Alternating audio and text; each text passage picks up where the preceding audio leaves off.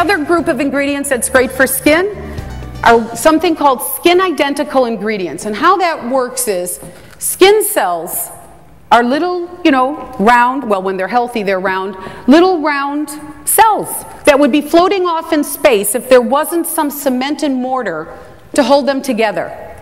So the mortar, the cement that holds skin cells together, get depleted because of sun damage and age, hormone loss.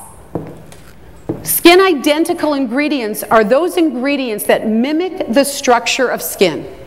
These are some of them: ceramides, cholesterol, linoleic acid, triglycerides, glycerin. Actually, there's less of these than there are of antioxidants because there's relatively limited number in the skin in comparison to antioxidants.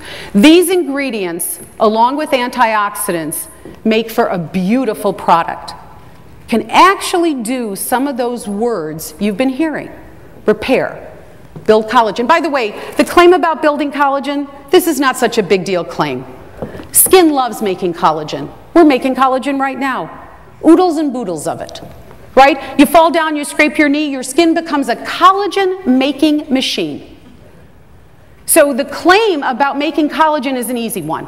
Because if you give skin what it needs, you stop damaging it from the sun, you give it these healthy ingredients, you have this healthy diet without the chocolate cake and the martinis.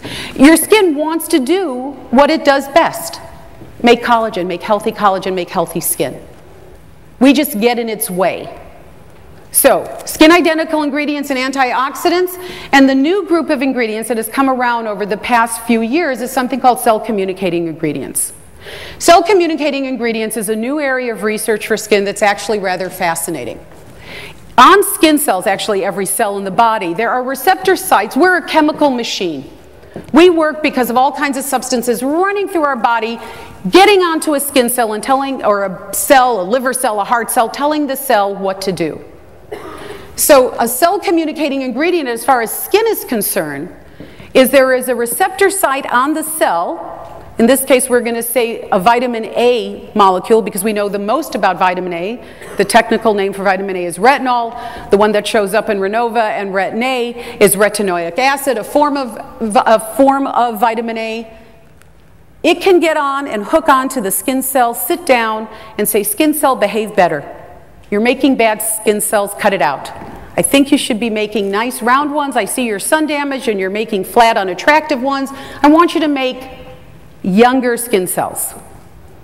And the cell goes, oh my goodness, I'm so glad you came by. I didn't know. I will now start making better skin cells. And the most amazing thing is once the cell knows that, it actually tells its friends around. It tells other skin cells, you know, this vitamin A molecule just showed up and said I was making bad skin cells. We need to do a better job. Cell-communicating ingredients are a fascinating area of the cosmetics industry. And the one we know the most about is retinol. However, we're learning more. These are, by the way, the different forms of vitamin A retinol that you can find in your product. But the ones that now we have some amount of research about is niacinamide. Niacinamide is a vitamin B molecule. And just over the past 2 years with the research coming out about it, I'm feeling safe calling it a cell-communicating ingredient. There does seem to be a receptor site on the skin cell. It can recognize niacinamide fairly easy, and this niacinamide could say, do me a favor, make better cells. It actually seems to have some amount of impact on the cells that are being made in the pore, seems to be able to make healthier pore shape. Peptides is much more controversial. We know they're cell-communicating ingredients.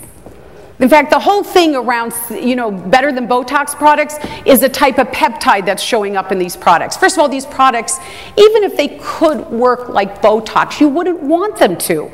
After all, you're applying the product with your hand. Does that mean, I couldn't pick up my glass? I couldn't pick, it's like when my muscles in my hands be relaxed. Oh, it's so relaxed. It's an ingredient. They come in different names, acetyl hexapeptide something, matrixyl. Peptides are right now theory. I think they're good theory, don't misunderstand. I think it's good theory.